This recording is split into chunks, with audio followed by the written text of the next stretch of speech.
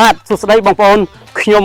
បង្ហាញដីលំនៅឋានមួយទីតាំងបងប្អូនល្អមែនទែននៅផ្លូវ15ម៉ែត្របាទផ្លូវមុខឡូហើយចុះពីផ្លូវរត់ផ្លូវធំពុកម៉ែបងប្អូនត្រឹមតែ20ម៉ែត្រទេចម្ងាយត្រឹមតែ3នាទីផ្សារជ្រាវពុកម៉ែបងប្អូនបាទចិត្តមែនទែនសម្រាប់ទីតាំងដីនេះអញ្ចឹងបងប្អូនដែលចង់បានដីលំនៅឋានទិញភ្លាម